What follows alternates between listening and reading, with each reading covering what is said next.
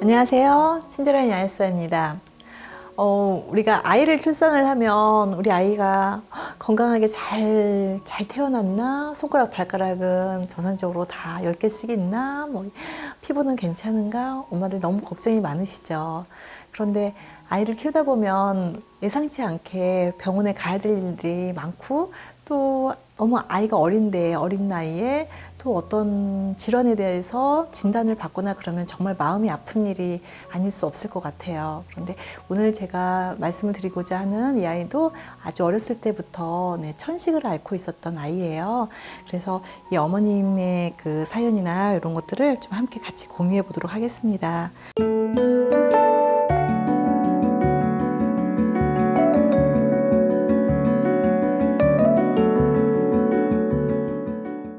아이의 나이는 6세고요. 18kg 정도 나가고 있고 유치원 다니고 있대요. 그리고 천식 증상이 나타나면서 벤토린은 기관지 확장제고요. 풀미칸이라고 하는 스테로이드 흡입제를 사용을 하고 있습니다.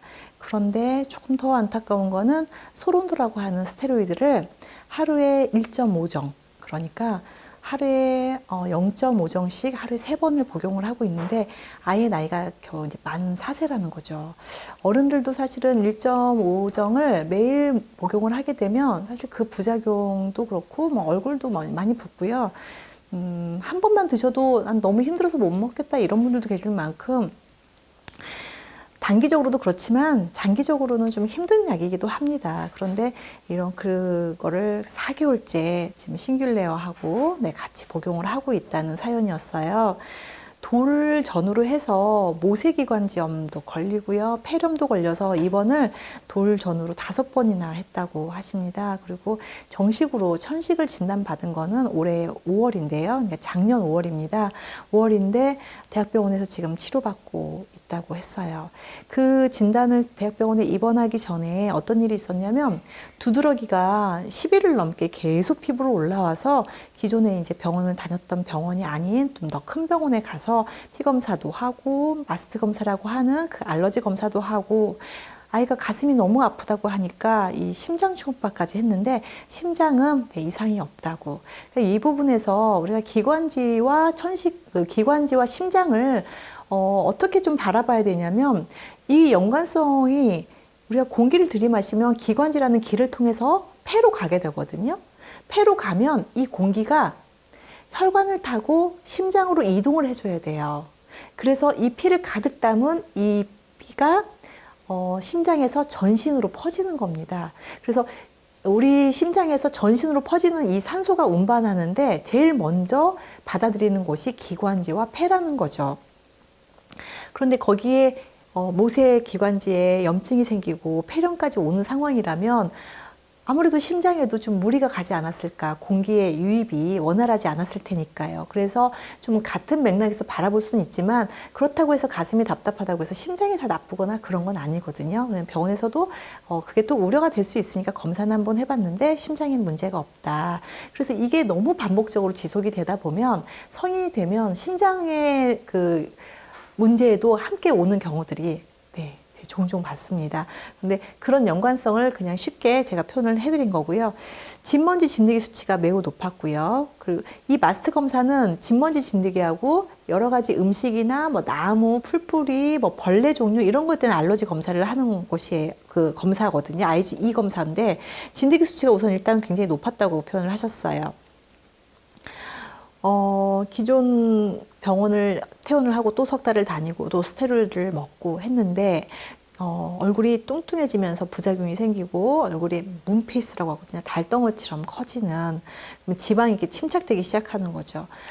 그런데 좀 좋아지는 것 같아서 끊고 나면 다시 또 증상이 나타나서 도대체 이걸 어떻게 하면 좋을까요? 라고 상담을 요청해 오셨습니다. 저희도 아이를 다 키우고 있지만 아이가 흡입기 없이는 잠을 잘 수가 없고 호흡이 곤란해서 숨을 헐떡거리고 그리고 가끔 두드러기가 나고 이런 문제를 보면서 엄마도 마음이 아프셨겠다는 생각이 들었습니다. 그리고 두드러기도 일종의 면역 과민 반응 같은 거거든요. 분명히 어떤 알러지원이 있었을 거라고 예상이 됩니다. 그래서 두드러기 따로, 두드러기 피부과 가고 여기는 호흡기내과 가는 게 아니라 결국은 같은 질병으로 인식을 해야 된다는 우리의 인식의 그 전환이 분명히 필요하다는 거 말씀을 드릴 수가 있겠습니다. 이 환자에게 제가 권해드렸던 거는 우선 검사되지 않은 부분이 있어요. 제가 지난번 영상에도 말씀을 드렸다시피 알러지 검사가 아토피 환자들만 하는 게 아니에요. 천식 환자들도 무조건 하셔야 되고요. 천식은 기관지에 생긴 아토피라고 표현을 해드린 것처럼 그렇게 같은 맥락에서 두 질환을 동시에 같이 봐주셨으면 좋겠습니다. 제 재생 목록에서 아토피 관련 검사편이 있어요. 한 5개 정도 영상이 묶어져 있는데 그 영상편을 꼭 봐주셨으면 좋겠습니다. 천식 환자분들은. 아토피 환자도 봐야 되고요. 천식 환자들도 반드시 봐야 됩니다. 그런데 이 아이가 입원을 했었던 당시에 피검사 결과를 먼저 보내주셨어요. 당장은 지금 피검사가 없어서 이렇게 보내주셨는데 호상구 수치가 아주 정상법이 0.7이 나온 거예요. 이건 왜 그랬을까요? 이게 분명히 뭔가 음식에 알러지가 많을 것이고 저는 제 예상에 호상구가 높을 거라고 예상을 했는데 물론 모든 천식 환자와 아토피 환자가 다 호상구가 높진 않아요. 그렇지만 주로는 높은 환자들이 많았고 이 아이 같은 경우도 높을 수도 있을 것이다 라고 제가 판단을 했는데 낮은 거예요. 봤더니 이때 당시에도 스테로이드를 복용하고 있었다는 거죠. 그러면 호상구는요, 스테로이드를 복용하면 바로 꼬리를 내리는 게 호상구라는 면역세포예요.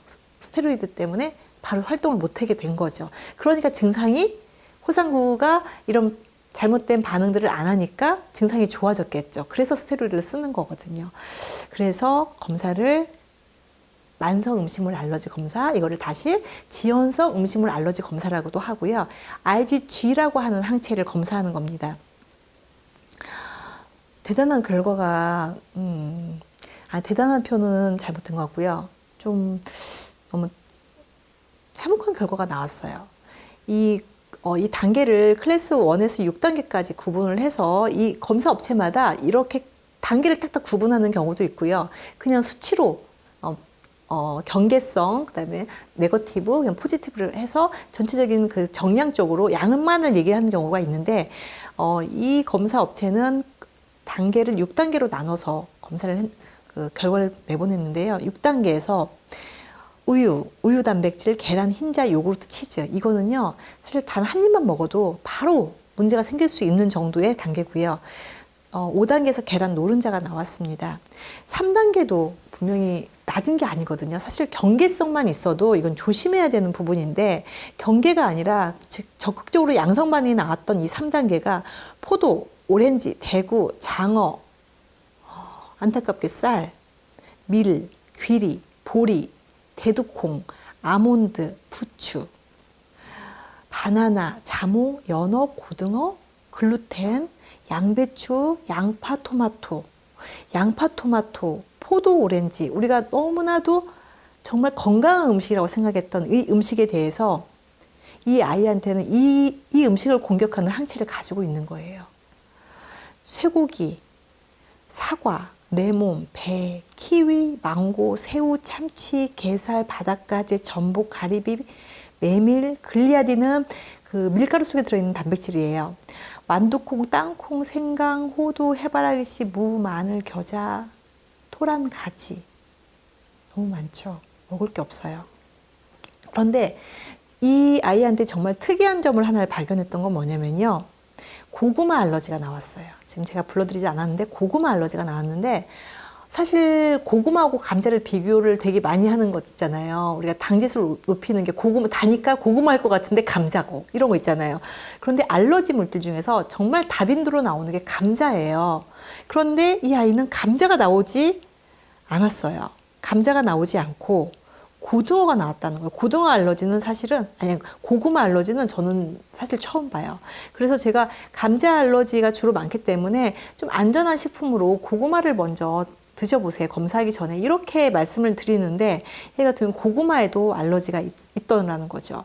그리고 쌀이 나오면, 답답하죠. 쌀을 안 먹이고 어떻게 해야 되나. 그래서, 쌀 같은 경우는 쌀 알러지 환자들, 저는 그렇게 심심찮게 봅니다. 좀 많은 중증 환자분들이 많으셔서 그런지 심심찮게 보는데 기장살 있죠. 수수. 수수는 알러지 있는 경우를 본 적이 없어요. 그래서 좀 안전한 음식이라고 생각을 하고 또 수수는 이 검사 목록에 있기 때문에 안전한지 확인을 하고 수수밥을 네, 권해드리고 있습니다. 너무 먹을 게 없어서 정말 너무 힘들 것 같아요. 그런데 어머님께도 말씀을 드리고 진먼지 진드기 관리도 잘 해주셔야 되고 음식 관리도 꼭 필요합니다. 라고 꼭 말씀을 누누이 드렸던 아이인 것 같습니다. 한 2달 정도 지났던 것 같아요. 안녕하세요. 약사님 잘 지내셨나요? 영양제가 일주일 정도 남아서 다시 구매하려고 연락을 드립니다.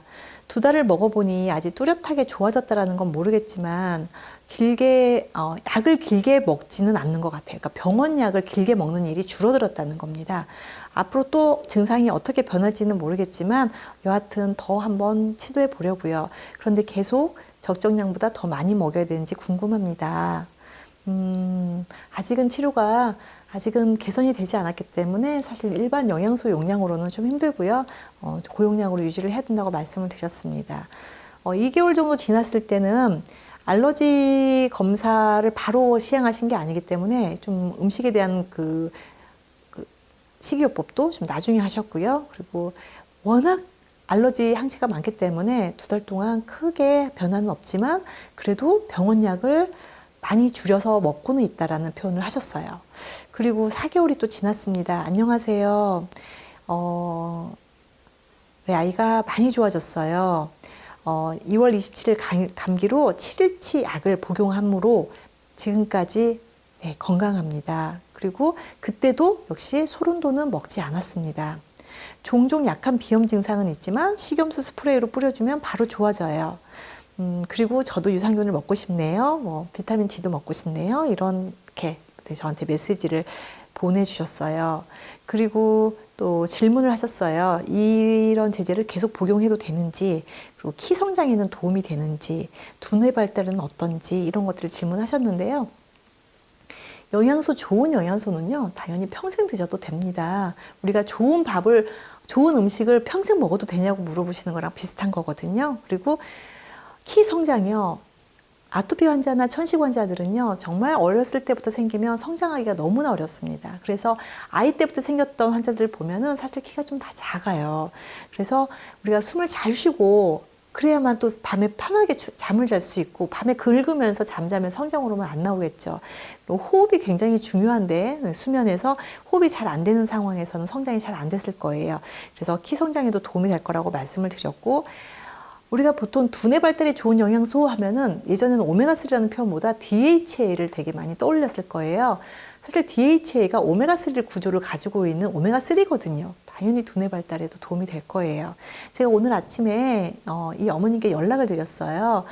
또 어떻게 지내는지 궁금해서 한 달 전에도 이제 연락을 서로 받고 했는데 키도 한번 체크를 해볼 겸 네, 연락을 드렸거든요. 그랬더니 이 어머님 말씀하시기에 지금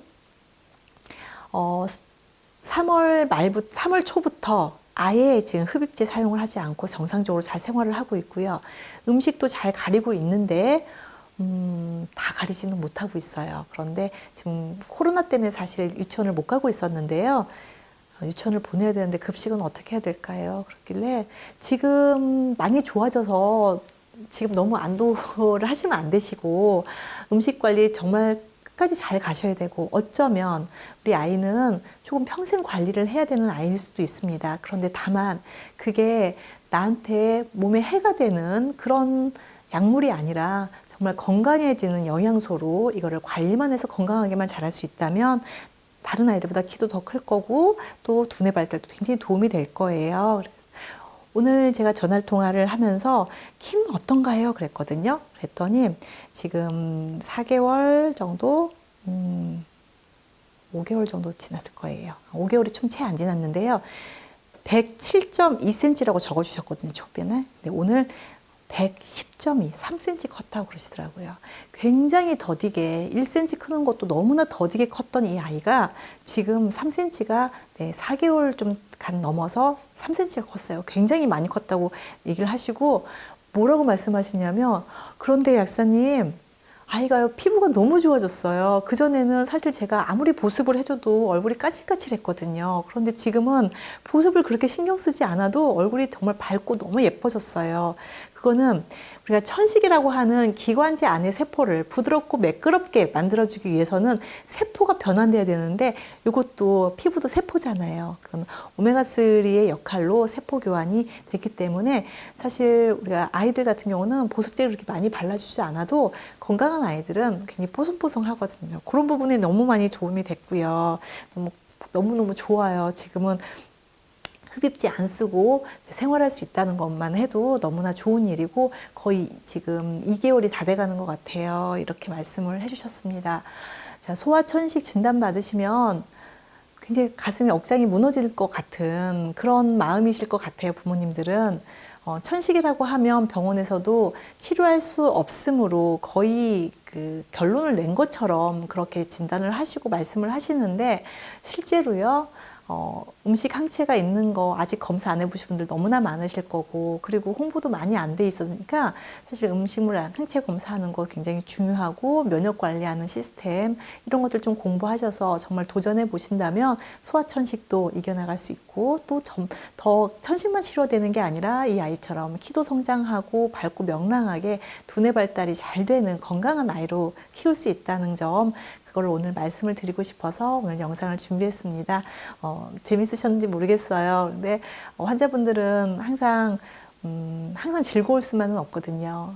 조금 좋아지면 또 기쁘다가도 좀 안 좋아지면 슬퍼지고 이렇게 좀 우울감이 계속 이렇게 왔다 갔다 하는 것 같거든요. 이런 부분들을 좀 건강하게 그리고 긍정적으로 생각을 하신다면 건강하게 또 치료하실 수 있는 방법이 있다는 걸 오늘 말씀드리고자 자리 준비했습니다. 경청해주신 여러분 감사드립니다.